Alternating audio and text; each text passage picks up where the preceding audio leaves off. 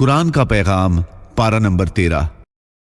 قال انما اشکو بثی وحزنی الى اللہ واعلم من اللہ ما لا تعلمون یا بنی اذهبوا فتحسسوا من یوسف واخیہ ولا تیأسوا من روح اللہ انه لا ييأس من روح الله الا القوم الكافرون۔ مصیبت میں اللہ ہی سے فریاد کرنا چاہیے اور اللہ کی رحمت سے مایوس نہیں ہونا چاہیے۔ حضرت یعقوب علیہ السلام کے دوسرے لڑکے بنیامین بھی ان سے جدا ہو گئے تو انہوں نے یہی کہا کہ میں اپنی پریشانی اور غم کی فریاد اللہ تعالیٰ ہی کے سامنے پیش کرتا ہوں۔ اس سے سبق ملتا ہے کہ مشکل حالات میں اللہ تعالیٰ ہی کے طرف رجوع کرنا چاہیے۔ حضرت یعقوب علیہ السلام کو اپنے دونوں بیٹوں یوسف علیہ السلام اور بنیامین کی جدائی کا بڑا صدمہ ہوا، مگر وہ اللہ کی رحمت سے پھر بھی مایوس نہیں ہوئے اور اپنے بیٹوں کو تلاش کرنے کا حکم دے کر فرمایا کہ اللہ تعالیٰ مجھے ان دونوں سے ضرور ملائے گا۔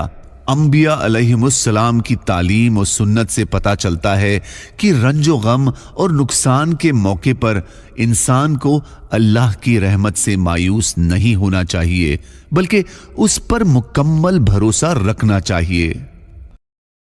ان اللہ لا یغیر ما بقوم حتی یغیروا ما بانفسهم وَإِذَا أَرَادَ اللَّهُ بِقَوْمٍ سُوءًا فَلَا مَرَدَّ لَهُ وَمَا لَهُم مِّن دُونِهِ مِن وَالٍ۔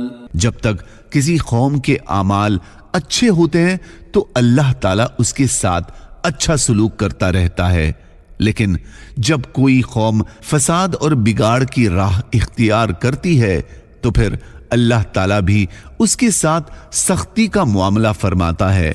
اسی بات کو اس طرح بیان کیا گیا کہ اللہ تعالیٰ کسی بھی قوم کی حالت اس وقت تک نہیں بدلتے جب تک کہ وہ خود اپنے اندر تبدیلی نہ لائے، اور جب کوئی قوم اپنے گناہوں کی وجہ سے عذاب کی مستحق ہو جاتی ہے تو پھر اللہ تعالیٰ کے عذاب کو کوئی ٹال نہیں سکتا۔ اللہ یبسط الرزق لمن یشاء ویقدر، اللہ تعالیٰ جس کے لیے چاہتا ہے رزق میں وسعت کر دیتا ہے اور جس کے لیے چاہتا ہے تنگی کر دیتا ہے۔ الذین آمنوا وتطمئن قلوبهم بذکر اللہ الا بذکر اللہ تطمئن القلوب۔ کسی انسان کو دولت و حکومت، عزت و شہرت اور عیش و عشرت کے نقشوں سے دلی سکون حاصل نہیں ہو سکتا۔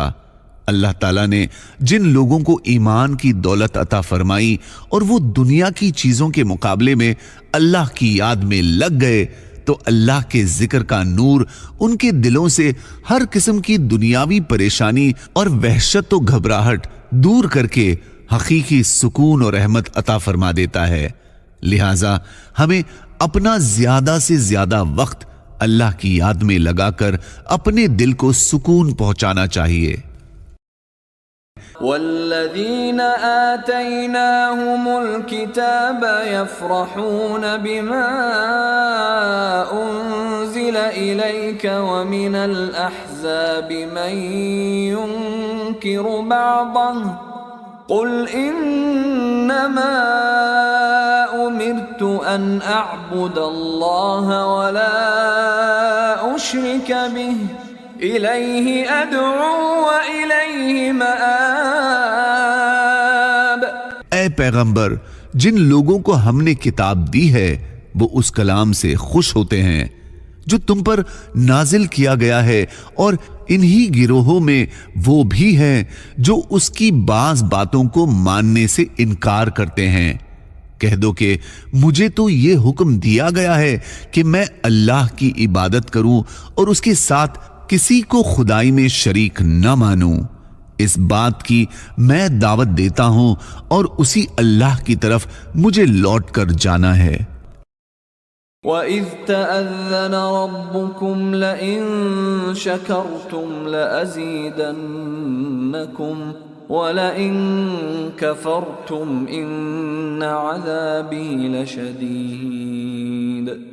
وہ وقت بھی یاد کرو جب تمہارے پروردگار نے اعلان فرما دیا تھا کہ اگر تم نے واقعی شکر ادا کیا تو میں تمہیں اور زیادہ دوں گا، اور اگر تم نے ناشکری کی تو یقین جانو میرا عذاب بڑا سخت ہے۔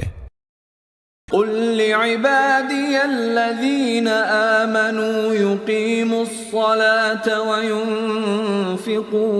وينفقوا مما رزقناهم سرا وعلانية من قبل أن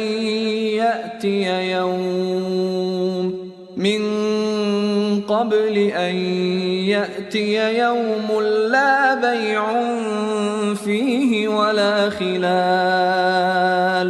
میرے جو بندے ایمان لائے ہیں ان سے کہہ دو کہ وہ نماز قائم کریں، اور ہم نے ان کو جو رزق دیا ہے اس میں سے چھپ کر بھی اور کھلم کھلا بھی نیکی کے کاموں میں خرچ کریں، اور یہ کام اس دن قیامت کے آنے سے پہلے پہلے کر لیں جس میں نہ کوئی خرید و فروخت ہوگی نہ کوئی دوستی کام آئے گی۔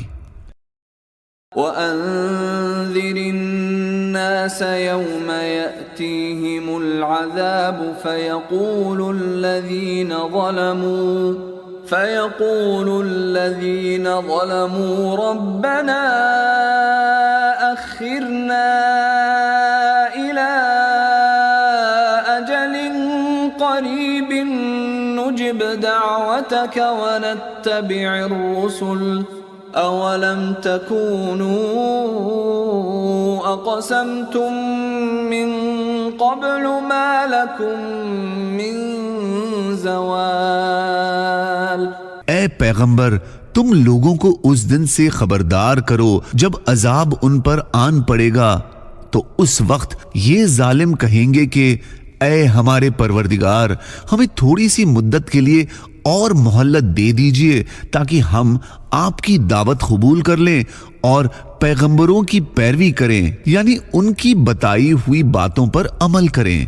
اس وقت ان سے کہا جائے گا کہ ارے کیا تم لوگوں نے قسمیں کھا کھا کر یہ نہیں کہا تھا کہ تمہیں دنیا سے کہیں جانا نہیں ہے، یعنی تم اور تمہارے مال و اسباب کبھی ختم نہیں ہوں گے۔